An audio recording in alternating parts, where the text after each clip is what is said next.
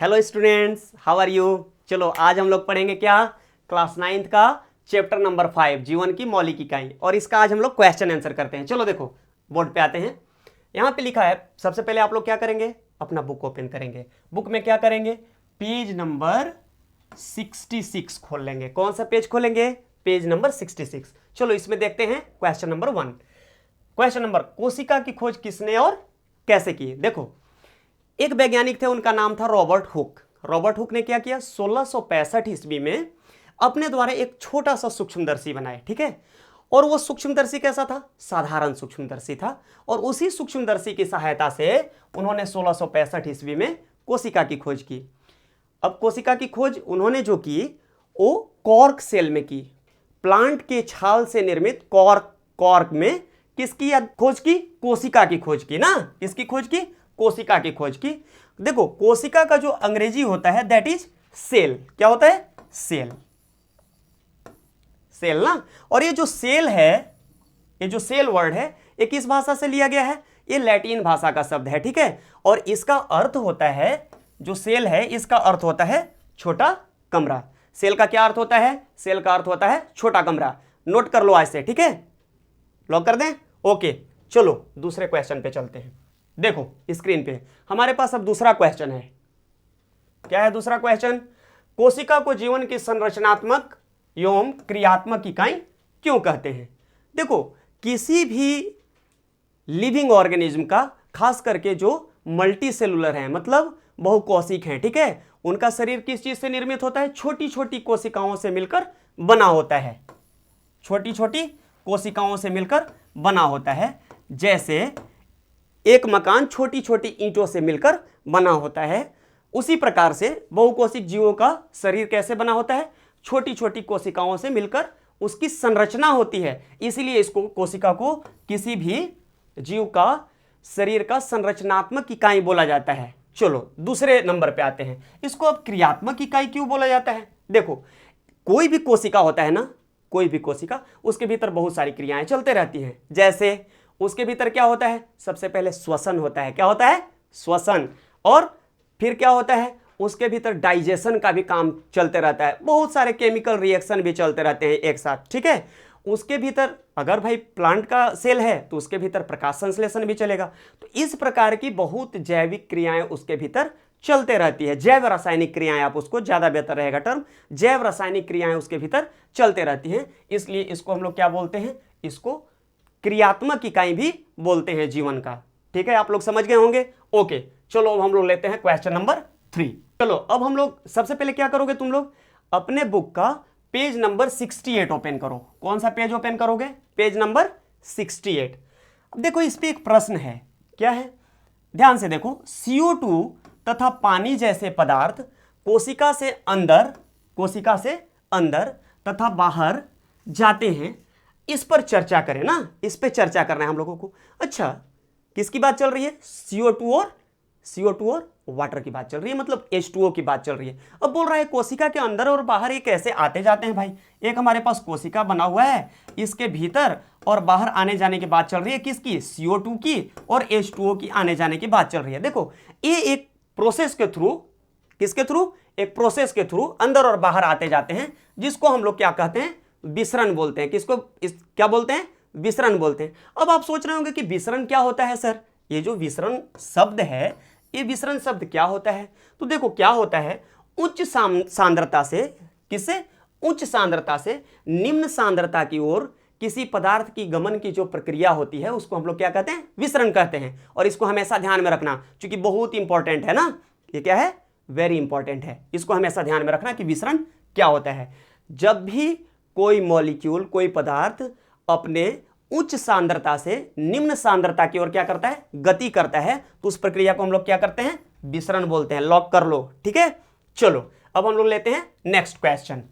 चलो अब हम स्क्रीन पे देखो, हमारे पास है नेक्स्ट क्वेश्चन, प्रश्न संख्या 2। कहता है कि प्लाज्मा झिल्ली को वर्णात्मक पारगम्य झिल्ली क्यों कहते हैं। प्लाज्मा झिल्ली को वर्णात्मक पारगम्य झिल्ली क्यों कहते हैं। देखो प्लाज्मा झिल्ली का क्या कार्य है? एक गेटकीपर की तरह कार्य करता है। किसके जैसा काम करता है? गेटकीपर की तरह या डोर कीपर की तरह। ये क्या करते हैं? गेटकीपर्स का काम होता है कि हमारे घर के भीतर कौन आएगा और हमारे घर के बाहर कौन जाएगा, उस पर वो नजर रखता है। ठीक है, ठीक इसी प्रकार से क्या करता है ये जो प्लाज्मा झिल्ली है, यह किसी भी कोशिका के भीतर कौन सा पदार्थ आएगा और कोशिका के बाहर कौन सा पदार्थ जाएगा, इस पे नजर रखता है। जो कोशिका है, कोशिका के भीतर बहुत सारे केमिकल्स होते हैं, एंजाइम्स होते हैं। ठीक है, तो ये कोशिका से कौन भीतर आएगा और कौन बाहर जाएगा। चूंकि क्या होता है, देखो दो कोशिका हमेशा क्या होते हैं? कांटेक्ट में रहते हैं, एक दूसरे के संपर्क में रहते हैं। तो दो कोशिका को जोड़ने के लिए उनके बीच में क्या होता है? ब्रिज बना रहता है, चैनल बना रहता है। ठीक है, और एक तरफ से दूसरे तरफ कुछ कुछ पदार्थ क्या है? आते जाते रहते हैं, हमेशा आते जाते रहते हैं। ठीक है, और इसको कौन नियंत्रित करता है? इसको नियंत्रित करता है प्लाज्मा झिल्ली। क्या क्या नियंत्रित करता है? प्लाज्मा झिल्ली ना। चलो अब हम लोग नेक्स्ट क्वेश्चन लेते हैं। चलो नेक्स्ट क्वेश्चन की तरफ चलते हैं हम लोग। हाँ चलो बच्चों, अब आप लोग बोर्ड पे देखिए, हमारा क्वेश्चन है। सबसे पहले आप क्या करेंगे? सबसे पहले आप पेज नंबर 70 खोल लेंगे। क्या करेंगे? पेज नंबर 70 खोल लेंगे। प्रश्न देखिए, क्या आप निम्नलिखित तालिका में दिए गए रिक्त स्थानों को भर सकते हैं जिससे कि प्रोकैरियोटिक तथा यूकैरियोटिक कोशिकाओं में अंतर स्पष्ट हो सके। अब देखो हमारे पास कुछ रिक्त स्थान दिया हुआ है। इसके पहले मैं थोड़ा स्क्रीन एडजस्ट कर लेता हूं। वेट फॉर अ मिनट ना, जस्ट मैं स्क्रीन एडजस्ट कर लेता हूं ताकि आप लोगों को बहुत अच्छे से दिखाई दे सके। अब आप लोगों को दिखाई दे रहा होगा अच्छे से। चलो अब स्क्रीन पे देखो क्या कहता है। प्रोकैरियोटिक कोशिका, आकार प्रायः छोटा। जो देखो हमारे पास दो तरह की कोशिकाएं होती है। ठीक है, पहले को हम लोग बोलते हैं प्रोकैरियोटिक कोशिका और दूसरे को कहते हैं यूकैरियोटिक कोशिका। अब इस दोनों में कुछ तो कुछ अंतर होगा भाई, आप लोग पढ़े होंगे ना अपने बुक में। चलो नहीं पढ़े हैं तो यहां ध्यान से देखेंगे कि इन दोनों में क्या अंतर होता है। जो प्रोकैरियोटिक कोशिका होते हैं, इनका आकार कैसा होता है? छोटा होता है। कैसा होता है? छोटा होता है। ये आकार में, साइज में छोटे होते हैं। किसके अपेक्षा? यूकैरियोटिक कोशिका के अपेक्षा ना। यूकैरियोटिक कोशिका कैसे होते हैं आकार में? ये बड़े होते हैं। कैसे होते हैं? बड़े होते हैं। अच्छा, अब आप सोच रहे होंगे कि सर ये जो प्रोकैरियोटिक कोशिका होते हैं ये कितने बड़े होते हैं? यहां पे लिखा हुआ है भाई, देखो ये 1 से 10 माइक्रोन मीटर होते हैं। कितना होता है बेटा? समझ में आ रहा है? 10 माइक्रोन मीटर। अब आप सोच रहे होंगे सर ये माइक्रोन मीटर कौन सा शब्द है भाई? तो ये जो माइक्रोन मीटर है इसको किसमें हम लोग नापते हैं? किसके बराबर होता है? ये 10 के पावर -6 मीटर के बराबर होता है ना। 10 का थोड़ा सा देखो, थोड़ा सा इधर समझने की कोशिश करना, बोर्ड पे यहां ध्यान से देखो। ठीक है, 1 micron metre is equal to 10 to the power -6 metre. अच्छा जी, अब आप लोग सोच रहे होंगे कि सर 10 का पावर -6 कहने का अर्थ क्या हुआ? तो इसको हम लोग कह सकते हैं 1/10 to the power 6, 1/10 to the power 6 metre. अब आप समझ रहे हैं, मतलब 1 मीटर जो होता है बच्चे, जो 1 मीटर है, मान लो इतनी लंबाई है, हरी बात समझ में, लगभग 3 फीट। तो 1 मीटर जो होता है, जब उसको बहुत छोटे छोटे टुकड़ों में जब हम लोग तोड़ देंगे, बहुत छोटे छोटे टुकड़ों में तोड़ देंगे, कितना टुकड़ा का बात चल रहा है? कम टुकड़ा का बात नहीं चल रहा है। 10 के पावर 6 का अर्थ हुआ कि 10 के बाद कितना जीरो लगा हुआ है? 5 और जीरो लगे हुए हैं इस पे।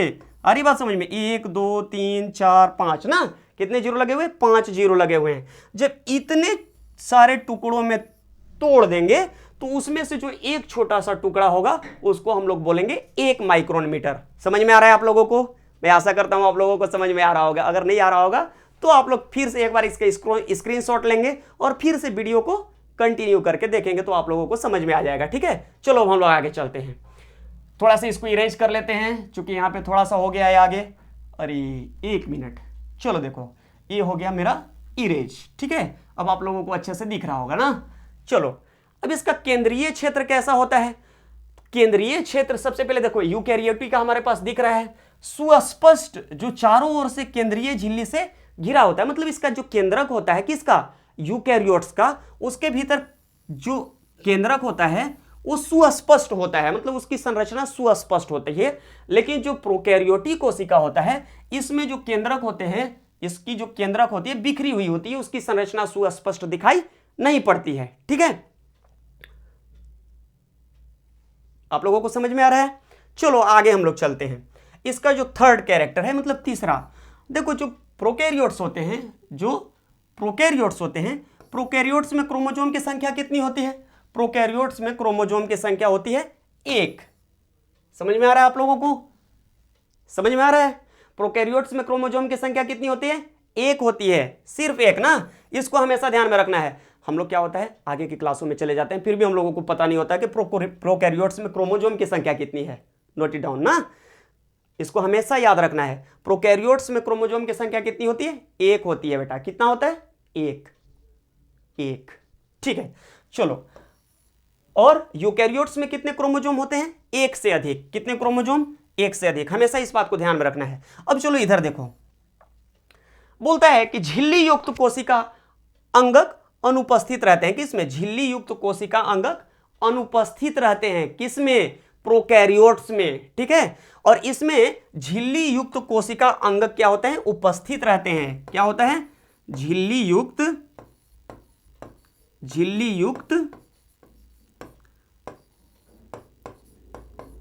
कोशिका अंगक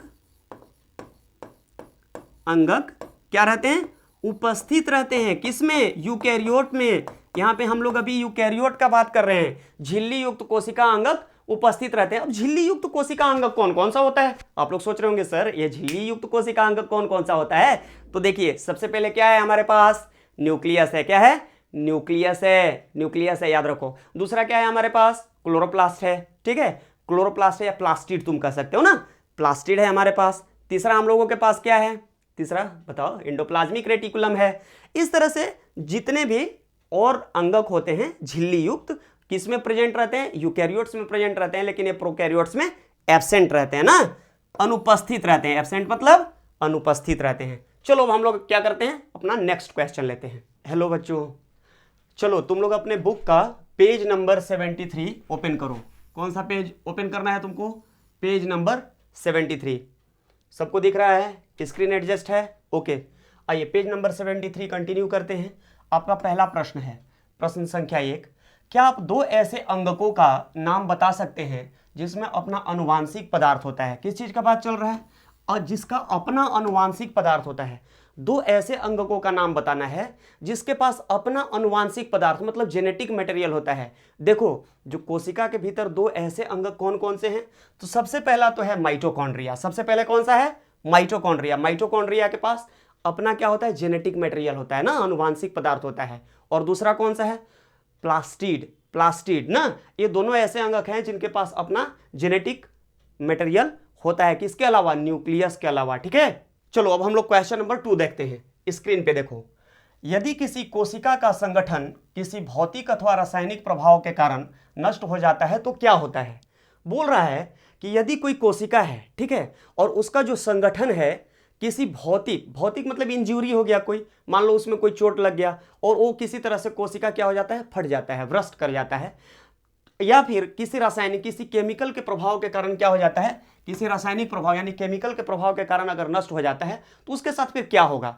देखो क्या होता है, कोई भी कोशिका होता है तो उसके भीतर एक अंगक होता है, उसका नाम है लाइसोसोम। क्या नाम है? लाइसोसोम। जैसा कि देखो हमारे पास लिखा हुआ है यहाँ पे, एक तंत्र होता है लाइसोसोम। ठीक है, इस लाइसोसोम के फटने से क्या होगा? उसके लाइसोसोम के अंदर एंजाइम्स होते हैं, बहुत सारे ऐसे एंजाइम्स होते हैं जो पाचन में मदद करते हैं। ठीक है, तो वो क्या करेंगे? कोशिका का ही पाचन कर देंगे। क्या कर देंगे? कोशिका का ही पाचन कर देंगे, उसको ही खा जाएंगे। ठीक है, तो इस तरह से कोशिका बर्बाद हो जाएगा, खत्म हो जाएगा। चलो अब हम लोग लेते हैं नेक्स्ट क्वेश्चन, क्वेश्चन नंबर 3। देखो ये है हमारा क्वेश्चन नंबर 3। इसमें कहता है कि लाइसोसोम जो होता है, जो लाइसोसोम अंगक होता है, इसको कहता है कि आत्मघाती थैली क्यों कहते हैं? क्या कह रहा है? आत्मघाती थैली क्यों कहते हैं? तो देखो इसका उत्तर क्या होगा, ये देख रहे हो, कहता है कि लाइसोसोम को आत्मघाती थैली क्यों कहते हैं?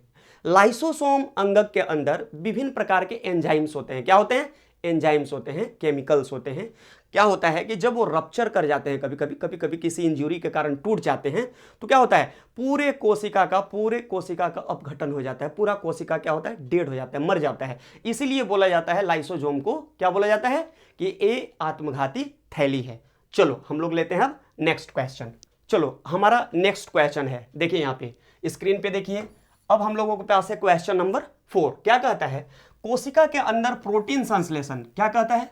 वेट फॉर अ मिनट, कहता है कि कोशिका के अंदर प्रोटीन संश्लेषण कहां पे होता है। देखो कोशिका के भीतर एक अंगक होता है, कोशिका के भीतर क्या होता है, एक अंगक होता है जिसका नाम है राइबोसोम। क्या नाम है, राइबोसोम। और राइबोसोम वह साइट है, वह जगह है जहां पे प्रोटीन सिंथेसिस होता है। नोट कर लो अपने कॉपी में, ठीक है। आप लोग नोट भी करते जाएंगे बीच में, या फिर आप लोग स्क्रीनशॉट ले सकते हैं, क्योंकि यहाँ पे आंसर तो ऑलरेडी लिखा हुआ है, इसलिए किसी प्रकार की परेशानी की कोई आवश्यकता नहीं है, ठीक है। ओके स्टूडेंट, अब हम लोगों के पास है अभ्यास प्रश्न। कौन सा प्रश्न है, अभ्यास प्रश्न, ठीक है। देखो अभ्यास प्रश्न में प्रश्न संख्या 1 कहता है कि पादप कोशिकाओं तथा जंतु कोशिकाओं में तुलना करें। किसकी बात चल रही है, पादप मतलब पेड़ पौधे के कोशिका की बात चल रही है। पादप कोशिका, पादप मतलब क्या होता है, पेड़ पौधा ही तो होता है। पादप कोशिका और जंतु कोशिका के बारे में यहां बात चल रही है, और इन दोनों का क्या करना है, तुलना करना है हम लोगों को। क्या करना है, तुलना मतलब कंपैरिजन करना है। चलो स्क्रीन पे आते हैं, थोड़ा सा इसको हम बड़ा कर लेते हैं पहले, ताकि आप लोगों को अच्छे से समझ में आ सके, ठीक है। अब आप लोग यहां गौर से देखेंगे, हमारे पास सबसे पहले क्या है, इधर हमारे पास इधर है पादप कोशिका, और इधर क्या है हमारे पास, इधर है जंतु कोशिका। देखो पादप कोशिका में क्या कहता है, यह प्रायः जंतु कोशिका से बड़े आकार के होते हैं। देखो जो पादप कोशिका होता है ना, मतलब पौधे का जो कोशिका होता है, वो जंतु कोशिका की अपेक्षा क्या होता है, थोड़ा बड़ा होता है, इनलार्ज होता है, ठीक है। और जंतु कोशिका कैसे होते हैं, प्रायः छोटे आकार के होते हैं। कैसे होते हैं, थोड़े स्मॉल साइज के होते हैं। समझ में आ रहा है सबको, सारे लोगों को समझ में आ रहा है, सभी बच्चे समझ रहे हैं। अगर नहीं समझ रहे हैं तो वीडियो को पॉज करके एक बार फिर से देखिए, रोक करके फिर से देखिए। दूसरा क्या कहता है, इनमें कोशिका भित्ति होती है। किसमें कोशिका भित्ति होती है, पादप कोशिका में। पादप कोशिका में क्या होता है, कोशिका झिल्ली के अलावा एक और ऊपर से संरचना होती है, जिसको हम लोग क्या बोलते हैं, प्रोटेक्टिंग लेयर को कोशिका भित्ति बोलते हैं, ठीक है। चलो अब हम लोग देखते हैं इसमें दूसरा, इसमें कोशिका भित्ति नहीं होती है। किसमें कोशिका भित्ति नहीं होती है, जंतु कोशिका में। चूंकि इस साइड तो जंतु कोशिका लिखा हुआ है ना, जंतु कोशिका में कोशिका भित्ति नहीं होती है। इसमें क्या होती है, कोशिका झिल्ली होती है सिर्फ, ठीक है। चलो हम लोग तीसरा देखते हैं, जो पादप कोशिका होता है उसमें हरित लवक पाया जाता है। क्या पाया जाता है, हरित लवक पाया जाता है, हरित लवक पाया जाता है ना। आप लोग देखे हैं ना, प्लांट का जो पत्ती होता है हरे रंग का होता है, किसकी उपस्थिति के कारण होता है, सोचो दिमाग लगाओ, हरित लवक की उपस्थिति के कारण होता है ना। आ रही है बात समझ में, आप लोगों को तो पहले से भी याद होगा। चलो इधर देखते हैं, इसमें हरित लवक अनुपस्थित होता है। किसमें, जंतु कोशिका में हरित लवक अनुपस्थित होता है। नेक्स्ट देखते हैं, इसमें प्लास्टिड उपस्थित होता है। भाई किसमें प्लास्टिड उपस्थित होगा, किसमें, प्लांट कोशिका में, प्लांट कोशिका में। और प्लास्टिड किसमें अनुपस्थित होगा, जंतु कोशिका में प्लास्टिड अनुपस्थित रहता है। नेक्स्ट देखते हैं, इसमें सेंट्रोसोम तथा तारक केंद्र सेंट्रियोल अनुपस्थित होते हैं। जो प्लांट कोशिका होता है ना, इसमें दो चीज, एक सेंट्रोसोम, पहला क्या नाम है, सेंट्रोसोम, और दूसरे का नाम है सेंट्रियोल। सेंट्रियोल मतलब तारक केंद्र, ये दोनों क्या रहते हैं, अनुपस्थित रहते हैं, जबकि ये प्लांट कोशिका में उपस्थित रहते हैं। क्या रहते हैं, प्रेजेंट रहते हैं, उपस्थित रहते हैं। बड़ा इंपॉर्टेंट है, जब आगे तुम जाओगे 11th में तो वहां पे तुमको पढ़ना है, इसको ध्यान से देखना अभी, ठीक है। क्या होता है, जंतु कोशिका में सेंट्रोसोम तथा तारक केंद्र क्या रहते हैं, उपस्थित रहते हैं। नेक्स्ट है, इसमें केंद्रक कोशिका भित्ति के बगल में होती है। देखो क्या है, जो प्लांट सेल है ना, जो प्लांट की कोशिका होती है, इसका जो केंद्रक होता है ना, ये जो केंद्रक होता है ये कहाँ पे होता है, कोशिका भित्ति से थोड़ा सटा हुआ रहता है, ठीक है। और जो जंतु कोशिका होता है ना, जो एनिमल का सेल होता है ना, इसका जो केंद्रक होता है कहाँ पे होता है, मध्य में होता है, सेंटर में होता है। कहाँ पे होता है, सेंटर में होता है बेटा, ठीक है, नोट कर लेना। चलो 6 तक देख लिए हम लोग, 7 ठीक है। इसमें रसधानी वैक्यूल बहुत बड़ी होती है। जो प्लांट का कोशिका होता है ना, देखो प्लांट का जैसे हम लोग कोशिका लिए तो इसके भीतर वैक्यूल बहुत बड़ा होता है। इसी वैक्यूल के कारण इसका जो केंद्रक होता है ना, थोड़ा सा क्या चला जाता है, साइड में होता है। कहां पे होता है, थोड़ा साइड में टिल्टेड होता है ना।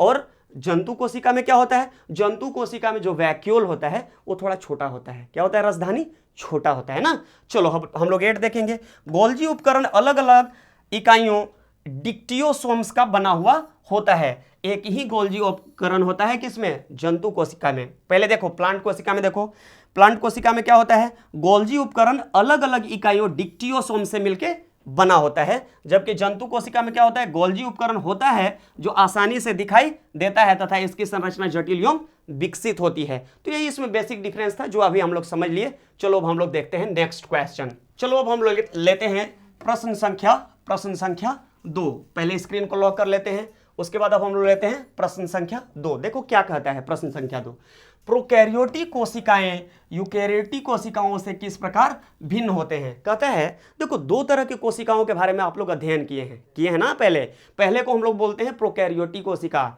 पढ़े हैं ना, और दूसरे को क्या बोलते हैं, यूकैरियोटिक कोशिका। बोलता है कि इन दोनों के बीच में क्या अंतर होता है, इसको अब हम लोग समझते हैं। थोड़ा स्क्रीन को ध्यान से देखिए, थोड़ा सा आपको ब्लर दिख रहा होगा, दिख रहा है ना, थोड़ा सा ब्लर दिख रहा होगा, दिख रहा है। तो इसको मैं क्या करता हूं, थोड़ा स्क्रीन को वाइड कर देता हूं, थोड़ा चौड़ा कर देता हूं, ताकि आप लोगों को आसानी से दिख सके। थोड़ा 1 minute wait for a minute, मैं तुरंत से इसको एडजस्ट कर देता हूं, ताकि मेरे बच्चों को, मेरे प्यारे बच्चों को ये अच्छे से दिख सके स्क्रीन ना।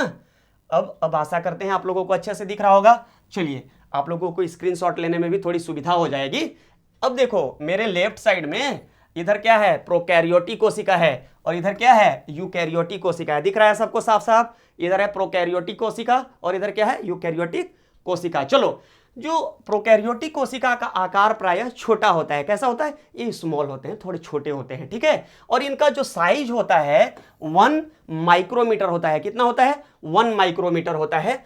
और एक इसके इक्वल होता है 10 के पावर -6। देखो 1 micrometre is equal to 10 to the power -6 क्या metre, 10 to the power -6 metre. अच्छा, 10 टू द पावर -6 कहने का क्या अर्थ हुआ। अब आप लोग सोच रहे होंगे कि सर ये 10 टू द पावर -6 किसके बराबर है।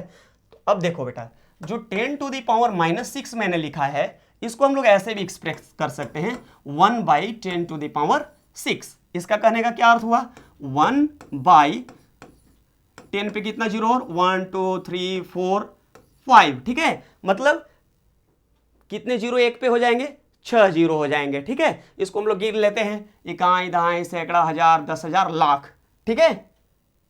10 लाख कितना हो गया, 10 लाख, 10 लाख ना, तो 1/10 लाख ना।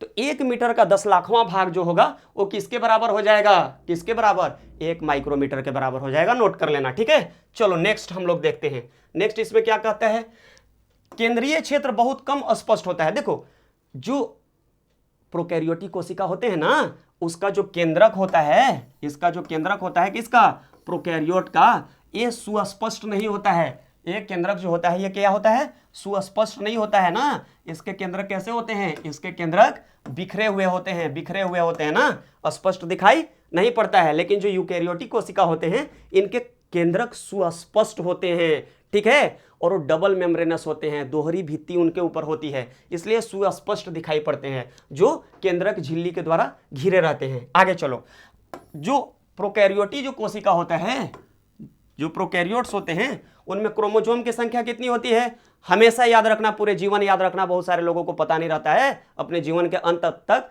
कि प्रोकैरियोट्स में क्रोमोसोम की संख्या सिर्फ 1 होती है। कितनी होती है, 1 होती है, ठीक है। और यूकैरियोट्स में क्रोमोसोम की संख्या कितनी होती है, यूकैरियोट्स में क्रोमोसोम की संख्या 1 से अधिक होती है, ठीक है।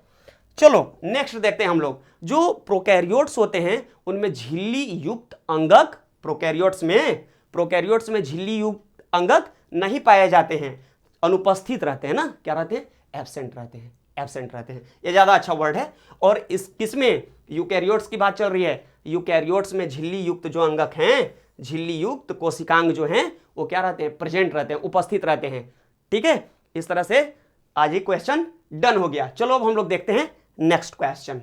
ओके बच्चों, चलो अब हम लोग लेते हैं क्वेश्चन नंबर 3। कौन सा क्वेश्चन लेते हैं, अब हम लोग लेते हैं क्वेश्चन नंबर 3। आप लोगों को स्क्रीन पे दिख रहा होगा, देखिए अब हमारे पास है क्वेश्चन नंबर 3। देखो ध्यान से, कहता है कि यदि प्लाज्मा झिल्ली फट जाए अथवा टूट जाए तो क्या होगा। कहता है कि प्लाज्मा झिल्ली, किसी कोशिका के भीतर के जितने भी अंगक हैं या फिर प्रोटोप्लाज्मा, उनको कौन संभाल के रखता है, ऊपर से कौन संभाल के रखता है, प्लाज्मा झिल्ली संभाल के रखता है। अगर वो फट जाएगा तो क्या होता है, कोशिका के भीतर एक अंगक होता है जिसका नाम होता है लाइसोसोम। क्या नाम होता है, लाइसोसोम। लाइसोसोम जो है उसके भीतर बहुत तरह के पाचक एंजाइम होते हैं, ठीक है। तो क्या करेंगे, वो कोशिका का ही पाचन कर देंगे। तो इस तरह से क्या होगा, कोशिका मर जाएगा, मृत हो जाएगा ना। चलो अब हम लोग नेक्स्ट देखते हैं, ठीक है। चलो अब हम लोग लेते हैं क्वेश्चन नंबर 4। कौन सा क्वेश्चन लेंगे, क्वेश्चन नंबर 4। ध्यान से देखिए, यदि गोल्जी उपकरण न हो तो कोशिका के जीवन में क्या होगा। किसकी बात चल रही है, गोल्जी उपकरण की चल रही है। कोशिका अंगक है एक गोल्जी उपकरण, गोल्जी उपकरण ना। देखो क्या होता है, हमारे पास जो कोशिका है, कोशिका के भीतर एक होता है इंडोप्लाज्मिक रेटिकुलम। क्या होता है? Endoplasmic reticulum. इंडोप्लाज्मिक रेटिकुलम के दो तरह के इंडोप्लाज्मिक रेटिकुलम होते हैं, एक होता है रफ इंडोप्लाज्मिक रेटिकुलम और एक होता है स्मूथ इंडोप्लाज्मिक रेटिकुलम। देखो रफ इंडोप्लाज्मिक रेटिकुलम जो है उस पे क्या होता है, उस पे क्या लगे होते हैं बताओ? राइबोसोम होता है, राइबोसोम होता है। राइबोसोम में प्रोटीन सिंथेसिस होते रहता है, मतलब प्रोटीन का संश्लेषण हमेशा चलते रहता है, ठीक है। और एक होता है स्मूथ क्या? Endoplasmic reticulum, smooth endoplasmic reticulum. तो जो स्मूथ इंडोप्लाज्मिक रेटिकुलम है वहां पे लिपिड का फॉर्मेशन हमेशा होता रहता है। किसका फॉर्मेशन होता रहता है? लिपिड का, ठीक है। या फिर कह सकते हैं कि विभिन्न प्रकार के पदार्थों का संश्लेषण चलते रहता है और इन पदार्थों का पैकेजिंग, इन पदार्थों का पैकेजिंग, पैकेजिंग मतलब क्या होता है? देखो ऐसे समझने का कोशिश करो कि जैसे मान लो कोई फैक्ट्री है, ठीक है, और फैक्ट्री में कुछ सामान बन रहा है, कोई मटेरियल बन रहा है। मान लो एक किताब की फैक्ट्री है, ठीक है, वहां पे किताब या कॉपी बन गई, ठीक है। तो किताब बनने के बाद उसका क्या होगा? उसको फिर पैकेजिंग करना होगा, मतलब उसको कार्टन में रख करके और उसके ऊपर से कवरिंग करके और उसको दूसरे जगह भेजना पड़ेगा। तो उसके लिए क्या लाना पड़ेगा? ट्रक लाना पड़ेगा, या फिर हो सकता है किसी दूसरे माध्यम से भेजा जाए। ठीक इसी तरह से इंडोप्लाज्मिक रेटिकुलम के द्वारा जो विभिन्न प्रकार के पदार्थों का संश्लेषण किया जाता है उसको एक जगह से दूसरे जगह भेजने का काम किसके द्वारा करवाया जाता है? कोशिका से।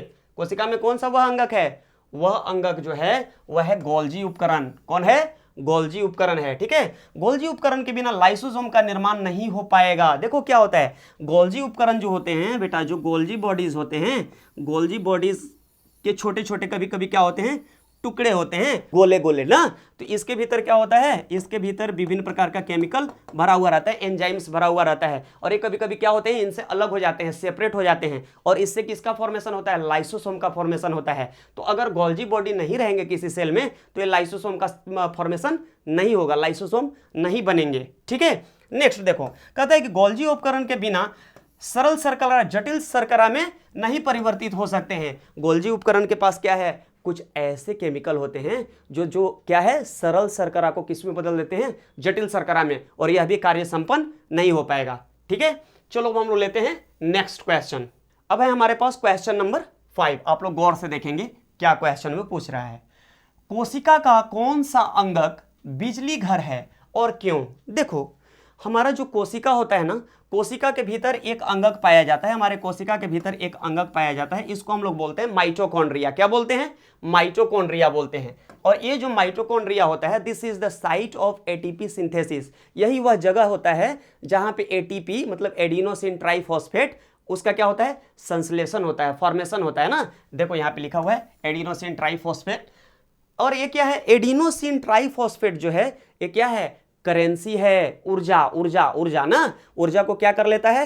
कोशिका अपने भीतर संग्रहित करके रखता है। किस रूप में? एडिनोसिन ट्राइफॉस्फेट के रूप में, केमिकल बॉन्ड के रूप में, ठीक है, जिसका वह समय समय पर आगे चल के उपयोग करते रहता है। जैसे हम लोग क्या करते हैं, मंथ में एक दिन कमा लेते हैं और उसको बैंक में रख देते हैं, और जैसे जैसे हम लोगों के घर में फिर पैसे की आवश्यकता पड़ती है तो उसी पैसे को हम लोग निकाल निकाल के खर्च करते रहते हैं। ठीक इसी तरह से क्या होता है, एक जो कोशिका होता है वह क्या करता है? अपने कोशिका के भीतर माइटोकॉन्ड्रिया में एटीपी के रूप में ऊर्जा को संग्रहित करके रख लेता है। और जैसे जैसे कोशिका को विभिन्न कार्यों के लिए ऊर्जा की आवश्यकता पड़ती है वह इन्हीं एटीपी का, किसका? इस एटीपी का जो क्या है? एनर्जी है, करेंसी के रूप में जो रखा है ऊर्जा, ठीक है, उसका वह उपयोग करते रहता है, ठीक है। इसको हम लोग कहते हैं कोशीय ऊर्जा ना। अरे बात सबको समझ में? ठीक है। चलो अब हम लोग लेते हैं नेक्स्ट क्वेश्चन। क्वेश्चन नंबर 6 कहता है कि कोशिका झिल्ली को बनाने वाले लिपिड तथा प्रोटीन का संश्लेषण कहां होता है? क्या बोल रहा है? कोशिका झिल्ली को बनाने वाले लिपिड तथा प्रोटीन का संश्लेषण कहां होता है? प्रश्न समझ गए आप लोग? सबसे पहले पूछ रहा है कि लिपिड का संश्लेषण कहां होता है, और इसी के साथ एक और बात को जोड़ दिया है कि प्रोटीन का संश्लेषण कहां होता है। देखो जैसा कि अभी थोड़ी देर पहले हम लोग चर्चा कर रहे थे, जो लिपिड है, लिपिड का फॉर्मेशन कहां पे होता है? स्मूथ इंडोप्लाज्मिक रेटिकुलम में। कहां होता है? स्मूथ इंडोप्लाज्मिक रेटिकुलम में, ठीक है। जो इंडोप्लाज्मिक रेटिकुलम है, इंडोप्लाज्मिक रेटिकुलम कितने प्रकार का होता है? 2 प्रकार का होता है, ठीक है। एक होता है स्मूथ इंडोप्लाज्मिक रेटिकुलम, SER, ठीक है, और एक होता है रफ इंडोप्लाज्मिक रेटिकुलम। ये रफ इंडोप्लाज्मिक रेटिकुलम इसलिए होता है क्योंकि इसके ऊपर क्या होते हैं? राइबोसोम होते हैं। क्या होते हैं? राइबोसोम। क्या होते हैं? राइबोसोम। इसके ऊपर क्या लगे होते हैं, राइबोसोम लगे होते हैं ना, इसके ऊपर राइबोसोम लगे होते हैं, ठीक है। इस राइबोसोम के उपस्थिति के कारण जो क्या होता है, इंडोप्लाज्मिक रेटिकुलम रफ हो जाता है। तो जो रफ इंडोप्लाज्मिक रेटिकुलम है, एक इसके साइट होते हैं, यहाँ पे सबको दिखाई पड़ रहा होगा, देखिए जो रफ इंडोप्लाज्मिक रेटिकुलम है, एक इसके साइट होते हैं, यहाँ पे प्रोटीन सिंथेसिस होता है, यहाँ पे क्या होता है, प्रोटीन सिंथेसिस होता है ना, चूंकि यहाँ पे राइबोसोम उपस्थित रहते हैं। और जो स्मूथ इंडोप्लाज्मिक रेटिकुलम है, जैसा कि आप लोगों को यहाँ पे दिख रहा होगा, smooth endoplasmic reticulum is the site of lipid formation. Smooth endoplasmic reticulum पे क्या होता है, लिपिड का संश्लेषण होता है ना, इस बात को हमेशा याद रखेंगे। चलिए अब हम लोग लेते हैं नेक्स्ट क्वेश्चन। चलो अब हम लोग लेते हैं नेक्स्ट क्वेश्चन। नेक्स्ट क्वेश्चन कहता है कि अमीबा अपना भोजन कैसे प्राप्त करते हैं। देखो अमीबा का जो बाहरी आवरण होता है ना, बाहरी आवरण जो होता है वो बहुत लचीला होता है, ठीक है। कोशिका के बाहर का जो आवरण होता है किसका, अमीबा का, वह बहुत लचीला होता है ना, इस तरह का। देखो अमीबा का जो स्ट्रक्चर होता है कुछ इस तरह का होता है। तो इसका जो बाहर का आवरण होता है, बाहर का एक ऐसा होता है, बहुत लचीला होता है। और देखो इसमें दो, इसका जो बाहर का आवरण है वो कहीं कहीं पे क्या है, प्रवर्ध ना, थोड़ा मुड़ जाता है, थोड़ा सा क्या हो जाता है, मुड़ जाता है। और इसको हम लोग क्या कहते हैं, इसको हम लोग कहते हैं कूटपाद। क्या बोलते हैं, कूटपाद ना। और यही जो कूटपाद है, कूटपाद के माध्यम से ये क्या करता है, अपने भोजन को पकड़ता है, अपने भोजन को पकड़ता है और धीरे से इसको क्या करता है, अपने बॉडी के भीतर ले जाता है, जहां पे क्या होता है, क्या बताओ, फूड वैक्यूल। क्या होता है, फूड वैक्यूल ना, जहां पे क्या होता है, भोजन रखने की जगह होती है, वहां पे इसको ले जाकर के क्या करता है, जमा कर देता है और फिर वहीं पे उसकी पाचन हो जाती है, ठीक है। और जो ये पूरा प्रोसेस है जिस माध्यम से ये भोजन अंदर जाता है अमीबा के किसमें, कोशिका में, उसको हम लोग बोलते हैं एंडोसाइटोसिस। क्या बोलते हैं, उसका एक साइंटिफिक टर्म है उसके लिए दिया गया है जिसका नाम है एंडोसाइटोसिस। क्या कहते हैं इसको हम लोग, एंडोसाइटोसिस। देखो नीचे लिखा हुआ है, आप लोग इसको देख लेंगे। चलो अब हम लोग लेते हैं नेक्स्ट क्वेश्चन। ओके स्टूडेंट्स, अब हम लोग लेते हैं क्वेश्चन नंबर 8। अब हम लोग के पास कौन सा क्वेश्चन है, क्वेश्चन नंबर 8। कहता है कि परासरण क्या होता है। किसकी बात चल रही है, परासरण की। परासरण को हम लोग इंग्लिश में बोलते हैं क्या, ओस्मोसिस बोलते हैं, ओस्मोसिस बोलते हैं ना।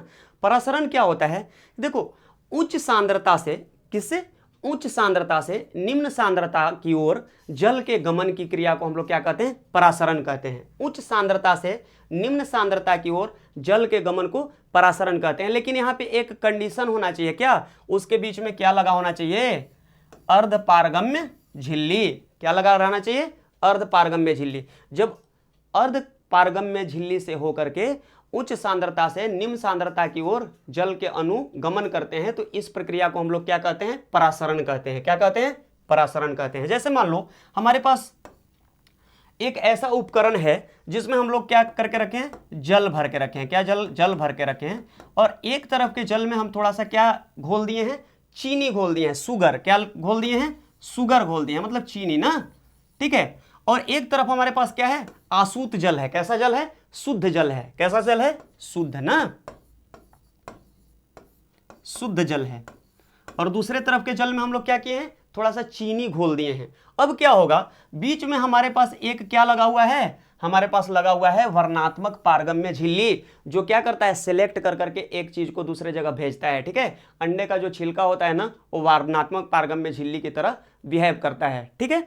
तो क्या होगा, यहां से जल किधर जाएगा, अब जल किधर जाएगा, हमेशा देखो हायर कॉन्सेंट्रेशन से लोअर कॉन्सेंट्रेशन की ओर जाता है। मतलब उच्च सांद्रता से निम्न सांद्रता की ओर जल क्या करेगा, मूव करेगा। यहां पे उच्च सांद्रता किसका है, देखो शुद्ध जल जो होगा, हमेशा अपने जीवन में हमेशा नोट कर लेना, जो शुद्ध जल होता है उसकी सांद्रता हमेशा क्या होती है, अधिक होती है। कैसी होती है, अधिक होती है। और जब जल में हम लोग कुछ भी घोल देते हैं, नमक घोल दें या चीनी घोल दें, तो उसकी सांद्रता क्या होती है, घट जाती है, ठीक है। तो यहाँ पे शुद्ध जल से किधर जाएगा, पानी किधर जाएगा, जिसमें चीनी घोला हुआ है, मतलब शरबत बनाया हुआ उधर साइड जाएगा। बात समझ रहे हो, नोट कर लो। चलो अब हम लोग लेते हैं नेक्स्ट क्वेश्चन। ओके बच्चों, चलो अब हम लोग लेते हैं प्रश्न संख्या 9। कौन सा प्रश्न लेते हैं, चलो अब हम लोग लेते हैं प्रश्न संख्या 9।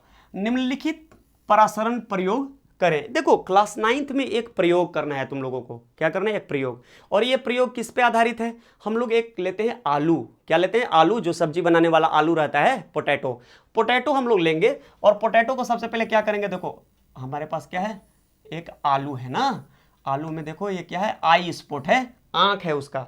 और इसको हम लोग पहले क्या करते हैं, इसको काट देते हैं, आलू को किसी चीज से काट देते हैं। और काटने के बाद हम लोगों के पास कैसा आलू आ जाता है, देखो मेरे पास नीचे फिगर है दिया हुआ ना, तो इस तरह का आलू का टुकड़ा हमारे पास आ जाता है। और उस आलू को फिर हम लोग क्या करते हैं, उस आलू का जो हम लोग आलू काटे हैं उसके भीतर से इस तरह से किसी चीज से खुरच खुरच के, और उसके भीतर का सारा जो आलू का गुद्दा है उसको हम लोग क्या करते हैं, बाहर निकाल लेते हैं, ठीक है। और इसको किस आकार का बना देते हैं, इसको एक कप के जैसा बना देते हैं, एक कप के जैसा, जिसके भीतर कोई भी वस्तु डाली जा सके ना, एक कप का रूप इसको दे देते हैं। और बाकी की प्रक्रिया देखिए, अब हम लोग समझते हैं एक एक करके कि इस क्वेश्चन में क्या दिया हुआ है, ठीक है। चलो देखो, कहता है कि छीले हुए आधे आधे आलू के 4 टुकड़े लो। कितने टुकड़े हमको लेने के लिए बोला जा रहा है, 4 टुकड़े लेने के लिए बोला जा रहा है। इन चारों को खोखला करो और उनको छील करके हमको उनके भीतर से गुद्दे को निकाल करके उनको खोखला कर लेना है, जिससे कि आलू का कप बन जाए। क्या बन जाए, कप बन जाए। इसमें से एक कप को उबले आलू से बनाना है। अब देखो यहां 2 प्रकार के आलू हैं हमारे पास, 2 प्रकार के आलू हैं। एक आलू ऐसा है जो उबला हुआ नहीं है, और एक वैसा आलू है जिसको हम लोग क्या किए, उबाल लिए हैं ना। तो 2 प्रकार के आलू हमारे पास अवेलेबल है, इसको ध्यान में रखना है। हमारे आप लोग जब भी देखेंगे तो इसको क्या करेंगे, ध्यान में रखेंगे, ठीक है। आलू के प्रत्येक कप को जल वाले बर्तन में रखो। अब क्या करते हैं, आलू का छोटा छोटा टुकड़ा हम लोग बना लिए कप के जैसा। अब इसको हम लोग जल वाले पात्र में, कोई एक ऐसे इस तरह से बर्तन लेकर के, और उसमें हमको रख देना है। और इस जल वाले पात्र में क्या भरा हुआ है, इस जल वाले पात्र में जल भरा हुआ है। क्या भरा हुआ है, जल भरा हुआ है ना। अब हम लोग अपने प्रयोग को आगे करेंगे। अब देखो क्या कहता है, इसमें कुछ टर्म्स दिए हुए हैं, मतलब इसमें क्या है, कुछ कंडीशन है ना। उस कंडीशन को देखते हैं क्या कहता है। कप ए को खाली रखो। अब जो कप ए है हमारा, उसको क्या रखा गया है, खाली रखा गया है। दूसरा कहता है कप बी में 1 चम्मच चीनी डालो, और दूसरा जो कप है उसमें हम लोग 1 चम्मच चीनी ऐड किए हैं, शुगर ना। और जो हमारा जो तीसरा कप है, तीसरे कप में क्या किए हैं, 1 चम्मच नमक डाले हैं। क्या डाले हैं, नमक डाले हैं। और चौथे कप में जो उबला आलू से बना हुआ है, चौथे प्रकार का जो कप है किससे बना हुआ है, उबले आलू से। देखो पहले ही हम तुम लोगों को बताए थे, इसमें जो 3 कप है वो कच्चे आलू से बना है ना, कच्चे आलू से। और जो चौथा कप है हमारा, यह जो लास्ट वाला कप है, उबले हुए आलू से बना हुआ है। अब इसको हमेशा ध्यान में रखना है। अब आगे चलते हैं, हम लोग देखते हैं इसमें क्या कहता है ना। अब इस पे क्वेश्चन है, देखो क्वेश्चन बोलता है इसमें कि आलू के इन चारों कपों को 2 घंटे तक रखने के पश्चात उनका अवलोकन करो तथा निम्न प्रश्नों का उत्तर दो। अब इस पे बेस्ड हमारे पास कुछ क्वेश्चन है बेटा, उसको हम लोग समझेंगे। क्या कहता है क्वेश्चन नंबर 1, बी तथा सी खाली भागों में जल क्यों एकत्र हो गया, इसका वर्णन करो। देखो हमारे पास जो कप नंबर बी है, कप नंबर बी और कप नंबर सी, तो तुम पहले देखे हो ना, एक में क्या है, चीनी घोला हुआ है, क्या है, चीनी डाले हुए हैं ना। और दूसरे वाले आलू में क्या डाल के रखे हैं, नमक डाल के रखे हैं। अब देखो यहाँ पे जो आलू का ये जो कप है ना, जिसके भीतर से हम लोग गुदा निकाल लिए हैं, तो ये किस तरह से काम कर रहा है, वर्णात्मक पारगम्य झिल्ली के जैसा, या चयनात्मक पारगम्य झिल्ली की तरह काम कर रहा है। अब हम लोग पहले से जानते हैं कि परासरण की क्रिया में क्या होता है, जल जो है अधिक सांद्रता से कम सांद्रता की ओर गमन करता है। किधर गमन करता है, अधिक सांद्रता से कम सांद्रता की ओर गमन करता है। और यहाँ पे वर्णात्मक पारगम्य झिल्ली की तरह कौन काम कर रहा है, ये जो है आलू का छिलका ना, ये काम कर रहा है। तो जल क्या होगा इस दोनों में, इसमें जल जो है, इसमें जल आलू की तरफ, आलू के जो कप है उसके बीच में जाकर के स्टोर हो जाएगा। किसके कारण, परासरण के कारण। किसके कारण, परासरण के कारण ना, परासरण के कारण, ठीक है। परासरण यहां पे क्यों हो रहा है, क्योंकि जो 2 जगह हैं, एक आलू के कप के बाहर वाला और एक आलू के कप के भीतर वाला, इन दोनों के बीच में परासरणी दाब, क्या है, परासरणी दाब, ऑस्मोटिक प्रेशर क्या है, उसमें अंतर है, जिसके कारण इसमें किसका मूवमेंट हो रहा है, जल का मूवमेंट हो जा रहा है ना, जल कहां चला जा रहा है, बाहर वाले बीकर से अंदर की ओर आलू के कप में जाकर के जमा हो जा रहा है। चलो अब देखो क्वेश्चन नंबर 2 क्या बोलता है, ए आलू इस प्रयोग के लिए क्यों महत्वपूर्ण है। अब देखो जो ए आलू है हमारे पास, ए वाला, ये महत्वपूर्ण क्यों है, इसके भीतर कुछ भी नहीं डाला गया है, इसको ऐसे ही छोड़ दिया गया है, इसका गुदा सिर्फ रिमूव करके निकाल करके और इसको खाली छोड़ दिया गया है इंटैक्ट, ठीक है। तो इसमें जो है यही परासरण दाब जो है, परासरणी दाब, इसका निर्माण नहीं हो पा रहा है, ठीक है, जिसके चलते क्या हो रहा है, जल जो है बाहर से इसके भीतर मूव नहीं कर रहा है, इसके भीतर मूव नहीं कर रहा है, चूंकि इसके भीतर परासरण दाब का निर्माण हो ही नहीं पा रहा है ना, चूंकि कॉन्सेंट्रेशन बाहर का और अंदर का क्या है, इक्वल है, सम है ना, इसलिए वाटर का मूवमेंट नहीं हुआ। चलो अब हम लोग देखते हैं क्वेश्चन नंबर डी। ए तथा डी आलू के खाली भाग में जल एकत्र क्यों नहीं हुआ, इसका वर्णन करो। अब देखो पहला ए का तो हम पहले ही तुम लोगों को समझा दिए, अब जो हमारे पास डी है ये अब हम लोग देखते हैं कि डी में क्यों नहीं जल एकत्र हुआ। तो डी में जल इसलिए एकत्र नहीं हुआ क्योंकि डी किस चीज से बना हुआ है, उबले हुए आलू से बना है। किससे बना है, उबले हुए आलू से बना है, इसलिए इसका जो कवर है, इसका जो छिलका है, जो बाहर का खोल है, यह वर्णात्मक पारगम्य झिल्ली के जैसा कार्य नहीं कर रहा है, इसलिए यह जल के मूवमेंट को होने ही नहीं दे रहा है ना, जल को एक जगह से दूसरे जगह मतलब उच्च सांद्रता से निम्न सांद्रता की ओर बहने दे ही नहीं रहा है, इसलिए जल का बहाव नहीं हो सका। इस तरह से आज हमारा क्वेश्चन हो गया कंप्लीट। Okay students.